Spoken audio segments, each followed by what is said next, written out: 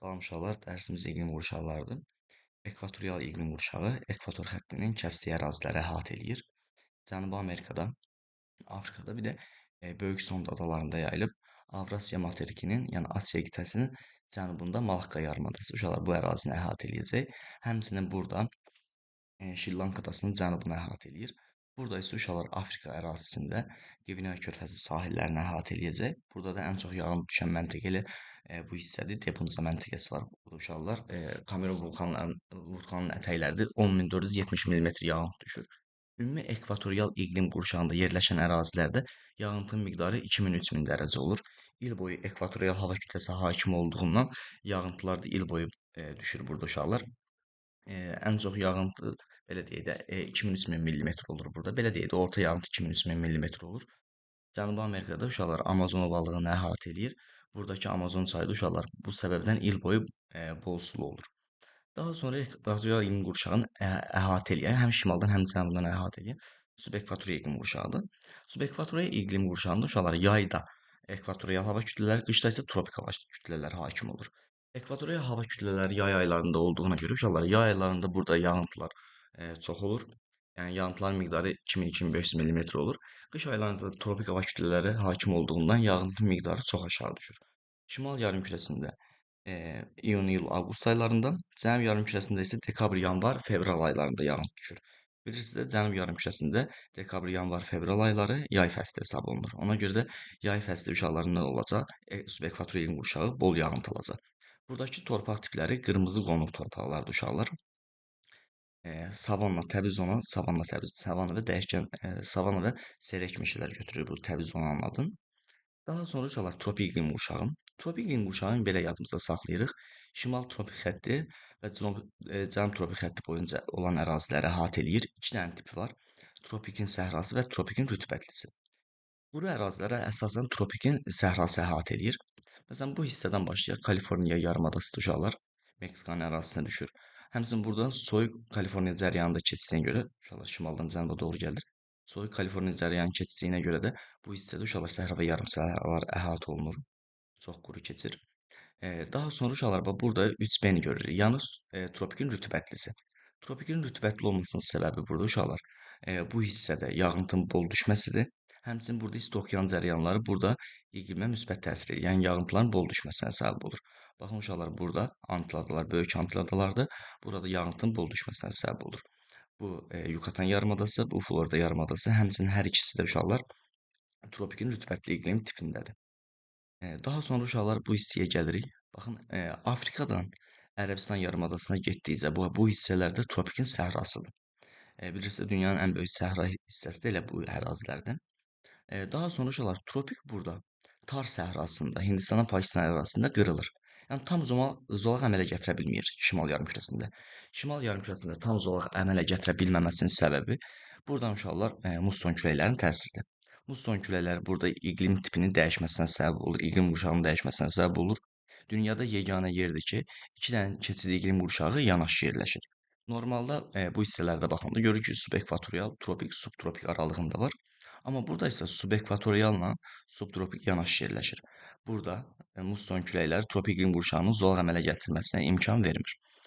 Bu hissəyə baxdıqda uşaqlar artıq görürük ki, bu əmələ gələ bilmir. Daha sonra bu hissədə yenidən tropik iqlimin dəniz tipidir, yəni rütubətli tipidir. Rütubətli tipin yaranmasının səbəbi uşaqlar bax bu hissədə su buxarlanır, yağıntı şəklində yenidən düşür. Daha sonra uşaqlar cənub yarımkürəsində baxsaq, cənub yarımkürəsində də eynən həmin formada uşaqlar bu hissədə görürük ki, tropikin səhrası yaranır artıq. Bu hissədə tropikin səhrasının yaranması səbəbi soyuq Peru cərəyanıdır. Soyuq Peru cərəyanı burada uşaqlar iqlimin quraqlaşmasına səbəb olur. Dünyanın ən quraq səhrası olan Atakama səhrasının yaranmasına səbəb olacaq. Həmçinin bu hissələrdə də uşaqlar hələ ki görürük ki, tropikin səhra tipidir. Bu hissələrdə isə uşaqlar tropikin rütubətlisi olacaq. Bax bu hissələrdə tropikin rütubətlisi, dəyişkən rütubətli meşələri yaradır artıq burada.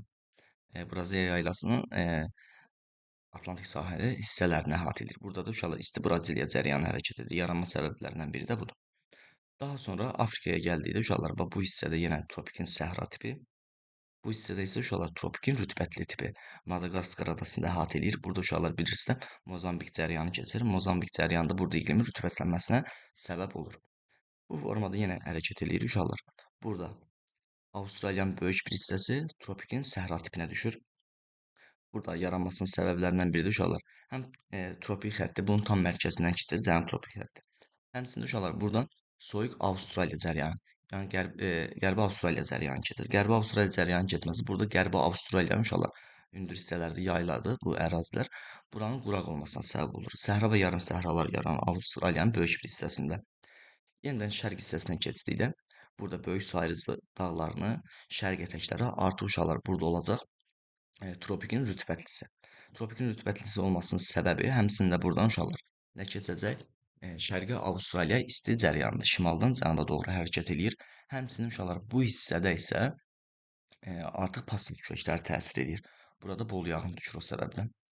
Daha sonra subtropik iqlim qurşağı. Subtropik iqlim qurşağı hardasa uşaqlar belə deyək də 40 dərəcə şimal enliyinə yaxın olan hissələri. Yəni hardasa 30-dan 40 aralığını götürürük burada. Şimali Amerikanın qərb hissəsində. Uşaqlar yadınızda saxlayın. Ümumiyyətlə materiklərin qərb hissəsi, qərb və cənub-qərb hissəsi əsasən subtropikin aral dəniz iqlim tipi olur. Bax bu hissələr subtropikin aral dəniz tipləridir. Mərkəz hissələri subtropikin kontinental, şimal yarımkürəsində şərq hissələri isə tropikin artıq olacaq musson iqlim tipi. Bu hissə musson iqlim tipinə uyğun gəlir.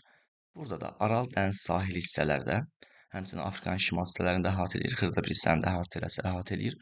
Burada İspaniyadır, Portuqaliyadır, yəni Piriney yarımadasıdır. Fransanın cənub hissələrini əhatə eləyir. İtaliya tamamilə subtropik iqlim qurşağındadır. Türkiyənin ərazisi tamamilə subtropik iqlim qurşağındadır. Yunanistandır. Subtropikin bu Aral dəniz iqlim tipi olur. Həmçinin uşaqlar Azərbaycanda subtropikin Aral dəniz iqlim tipinə düşür. Daha sonra Azərbaycandan şərqə doğru getdikcə, yəni İran yaylasına şərqə doğru getdikcə, həmçinin İran yaylasının böyük bir hissəsi uşaqlar subtropikin kontinentalına düşür. Bax bu hissələr. Subtropikin kontinentaldır. Bu hissələrdə isə uşaqlar yüksəklik qurşaqlardır. Yüksəklik qurşaqlarında artıq şaqlı uzanaqlıq yaranır. Avrasiya materikinin şərq sahillərində isə subtropikin musson iqlim tipi mövcud olacaq. Bu hissələr subtropikin musson iqlim tipidir. Cənub yarımkürəsində də həmçinin gəlirik Cənubi Amerikada. Subtropikin aralı dəniz iqlim tipi, subtropikin kontinentalı. Bu hissədə isə uşaqlar Laplato ovalığı tərəfdə isə subtropikin bərabər rütubətlisi olur. Yadımızda saxlamalıyıq ki, şimal yarımkürəsində materiklərin şərq sahillərində subtropikin mussonu, cənub yarımkürəsində isə materiklərin şərq sahillərində subtropikin bərabər rütbətli iqlim tipi yayılmış olacaq. Afrikada, Afrikanın cənubunda, Cənubi Afrika Respublikasına əsasən düşür. Bu hissədə subtropikin Aral dəniz iqlim tipi, bu hissəsində isə bərabər rütubətlisi olacaq. Avstraliyada, cənub-qərbində subtropikin Aral dəniz iqlim tipi, mərkəz hissələrinə gəldikdə subtropikin Aral kontinentalı, cənub-şərq hissəsində isə subtropikin bərabər rütubətlisi olur. Burada həmçinin Yeni Zelandiya adasını görürük. Yeni Zelandiya şimal və cənub adalarından ibarətdir. Şimal adası subtropikin bərabər rütbətli iqlim tipinə uyğun gələcək. Daha sonra mülayim iqlim tipi. Şimal yarımkürəsində Alyaska körfəzi sahillərdə, Şimali Amerikada həmçinin ən çox yağış düşən yerlərdən biridir bura. Burada olacaq subtropikin mülayimin dənizi. Bu hissəyə gəldə mülayimin kontinentalı, burada kəskin kontinentalı. Yenə bu hissələrdə artıq mülayimin dəniz tipi formalaşacaq. Bu hissələrə gəlirik. Avropanın Qərbi Avropada Böyük Britaniyadır, İrlandiyadır, Norveç, İsveçin bir hissəsidir. Belçikadır, yəni Almaniya, Polşa ovalığının belə deyək də, Almaniya, Polşa ovalığının bir hissəsi subtropik mülayimin dəniz iqlim tipi əhatə edir. Dəniz iqlim tipi uşaqlar yumşaq olacaq. Yəni burada hava mülayim keçəcək. Yağıntılar demək olar ki, il boyu bir-birinə yaxındır, yəni bərabər paylanır. Buradan Almaniya, Polşa ovalığından şərqə doğru getdik. Yəni Şərqi Avropa düzənliyi. Şərqi Avropa düzənliyində mülayim kontinental olacaq. Ural dağlarından şərqə doğru getdikdə Qərbi Sibir, Sibir ovallıqları, Qərbi Sibir ovalığına Sibir yaylasında artıq olacaq mülayimin kəskin kontinentalı. Dünyada şimal yarımkürəsində ən soyuq yeri elə bu iqlim tipindədir. Bilirsiniz, -71, -72 dərəcə Oymyakon şəhəri. Daha sonra bu hissəyə gəldikdə isə mülayimin artıq burada olacaq musson. Bu hissələrdə mülayimin mussonu olur. Daha sonra Cənubi yarımkürəsində bu hissələri əhatə eləyəcək.